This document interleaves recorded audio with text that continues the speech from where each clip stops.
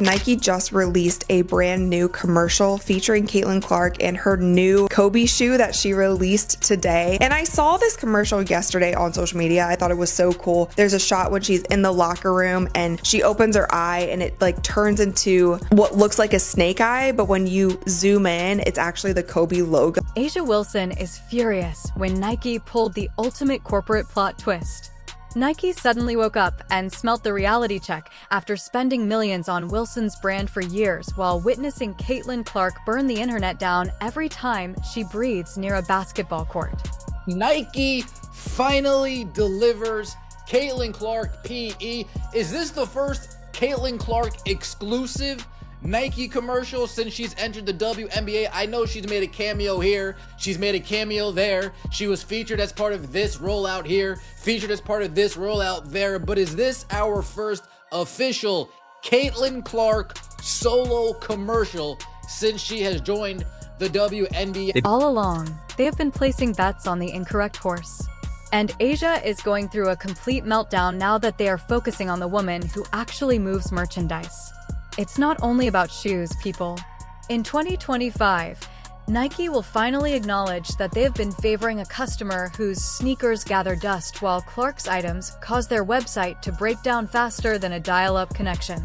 Caitlin Clark and Nike are officially dropping Caitlin Clark's Indiana Fever player-exclusive Kobe 5s in just a couple weeks. So this shoe was first seen being worn by Caitlin and was thought to be a colorway made just for her up until just a couple days ago, where Nike's official images of the shoes got leaked and the announcement was made saying that everyone will now have a chance to wear her. Let's talk about numbers since, despite what your ego may say, math is always accurate. Indeed, back in May, A'ja Wilson's Nike A1 sneakers sold out in 5 minutes. It seems amazing until you learn that they only produced a small amount, essentially generating fictitious scarcity. In the meantime, 13,000 pairs go in a matter of minutes as Caitlin Clark announces a Kobe cooperation. Minutes, not 5. Well, I don't think I'd be in the wrong to say Caitlin Clark's Kobe is the sneaker of the week, and everyone's focus is mostly on this one. If you really wanted that shoe, I hope you put your footwork in, because there's supposedly only 13,000 pairs of sneakers out tomorrow. Combine that with a really high resale value, I expect this shoe to be a relatively difficult call. But my hope seriously is that with Caitlin Clark's sneaker coming out, that this sets a precedent and we might see other exclusive player edition Kobe's drop for the public. The Nike website didn't simply become slower. It essentially gave in to the army of Caitlin Clark. On the secondary market, resale values rapidly skyrocketed to $350.00 to $600.00. Clark's goods doesn't simply sell out when it first hits the market. Because of the feeding frenzy it causes, Black Friday appears to be a casual yard sale. Look, these things is some fire. I'm telling you, where there's smoke, there is fire, and these things is hitting so hard. And who got a bot? Who a shoe plug? Because I need 2 pairs. I need one for the sneaker wall, and I need one for my feet, because these things is hitting right here, and no, I don't want to pay $600 on go. This is where things get hot, though. A'ja received the full princess treatment from Nike, which dedicated 2 solid years to creating her own brand. Personal design input, unique logos, etc. They allowed her to include words from her grandma, Celtic symbols for her parents, and enough personal touches to turn it become a laces-adorned family album. I lost all respect for A'ja Wilson. I don't want to hear her opinions. I don't care what she has to say from this point on. When you keep a Nike deal 2 years in secret while you're spewing all that crazy stuff about Caitlin Clark in the Time magazine, read it. Read what she said in the Time magazine. Yet you had a Nike deal the whole entire time? Suspicious. While wearing Kobe hand-me-downs that sell Wilson's handmade creations by margins that would make a mathematician cry, Caitlin Clark is still waiting for her genuine signature shoe. Wilson received all she asked for and more from Nike. Despite Wilson's meticulously constructed marketing statements, Clark's leftovers somehow create more talk. So it's finally here. Caitlin Clark sneakers from Nike is finally dropping. She was signed to them last year, and the sneakers is a year late in my opinion, but nonetheless, I'm excited because these sneakers is finally coming out. But what does annoy me a little bit is that this is a collaboration with Kobe. Now, Kobe, respect to Kobe, legend, rest in peace, great basketball player. But in my opinion, Caitlin Clark is a big enough star and she's creating her own legacy. So I feel like, at least for her first sneaker, it shouldn't be a collaboration with any other player, dead or alive, in my opinion. I feel like Caitlin should have, for her first shoe, had her own original design just for her, no collaboration. Subscribe if you're enjoying it. Let's also talk about the obvious problem: A'ja Wilson's self-centeredness. This woman has been running for attention as if she were a candidate for basketball president. She received her signature sneaker and conversation-starting personalized logo. Translation: no one understands it. Malia Obama directed her Nike ads, yet she still acts as though she owes the world something. Clark, meanwhile, simply shows up, plays hoops, and unintentionally turns into the most marketable player Nike has seen since Michael Jordan. Clark is gaining respect by packing arenas and crashing websites without even trying, whereas Wilson is out there demanding it. And all this was done while the shoes being developed, while the collections being done. To demonize Caitlin Clark and try to label her as a privileged white girl that's getting all the privileges, even though she earned everything she got. This ain't about color. This is about good and bad. And I honestly find this a little evil. I find this evil. This is beyond bad, because you had the ability to speak up and say, hey, everybody, relax. Don't get on Caitlin Clark. She got a shoe deal. That's cool. I got one too. Mine's taking a little bit, but it's going to come out. Just be patient. She could have came out and said that, but she didn't. The most amusing aspect is that Nike genuinely attempted to make this work. They extended Wilson's contract by more than $20 million, developed whole marketing campaigns centered around her diamond-in-the-rough persona, and promoted her narrative more aggressively than a commission-driven used car salesperson. However, what Caitlin Clark possesses naturally cannot be produced. Without them having to put in any effort, Clark became Nike's most valuable asset as soon as he signed her to an 8-year, $28 million, zero deal. She receives millions of dollars in free advertisement each time she takes the court while sporting Nike gear. Wilson needs storylines, production crews, and meticulously constructed tales. Clark simply must be there. Nike did not fumble Caitlin Clark. It takes years and years of research and development and building and designing and trialing and erroring to build a custom shoe line. Caitlin Clark has played in only Kobe 5s and Kobe 6s almost exclusively for like the last 3 or 4 years.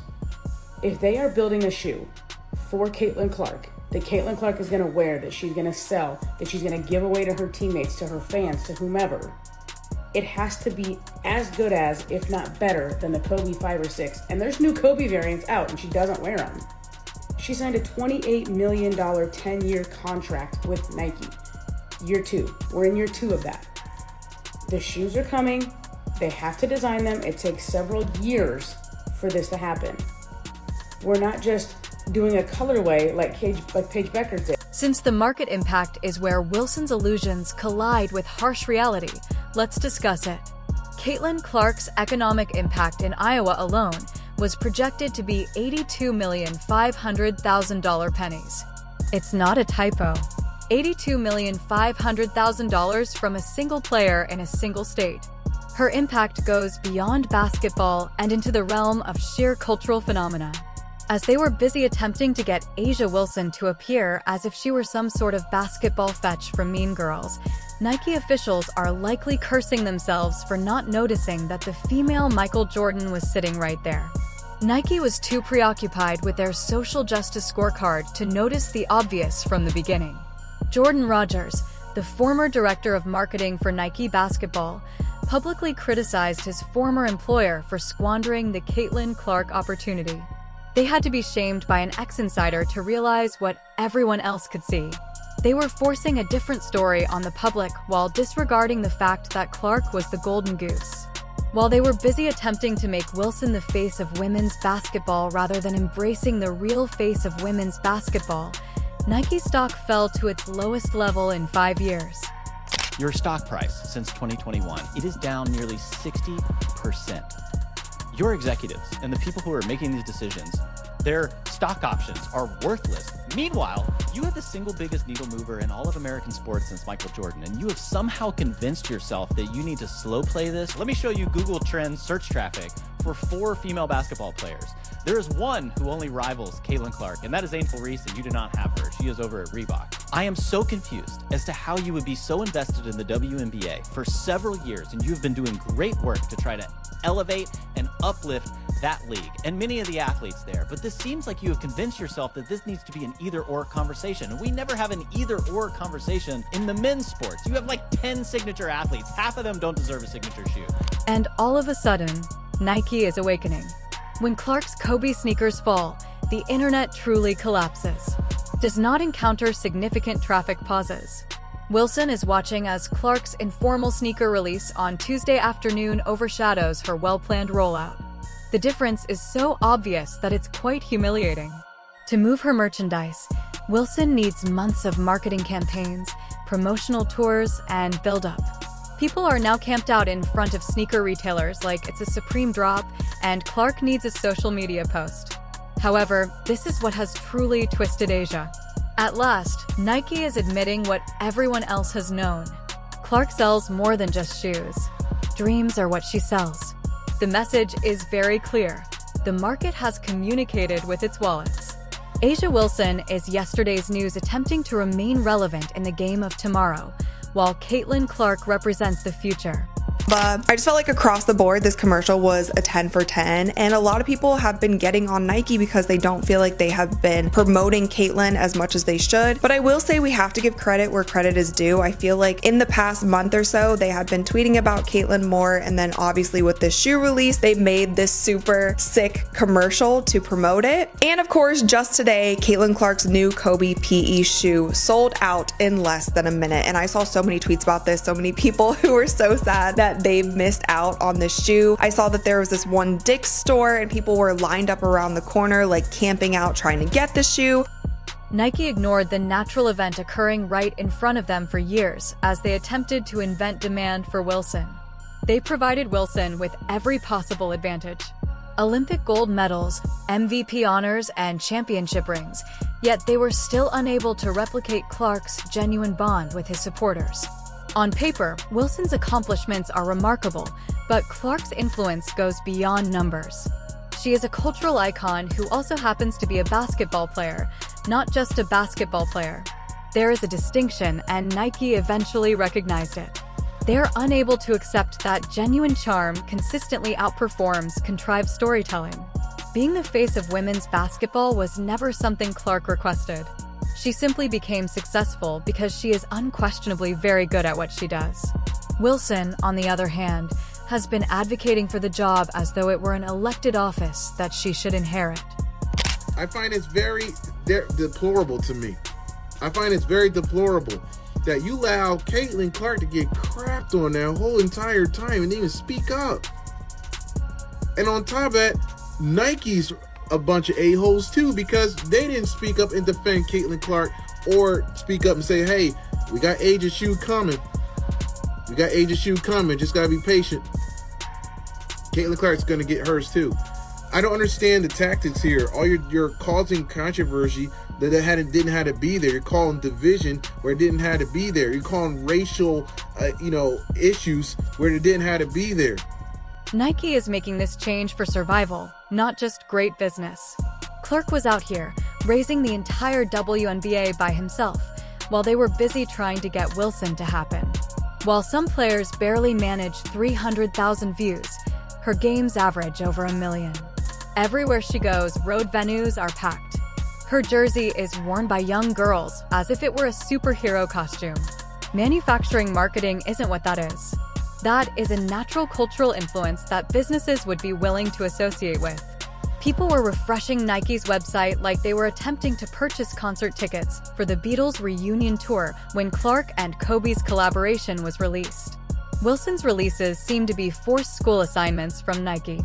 For basketball enthusiasts, Clark's releases are like Christmas morning.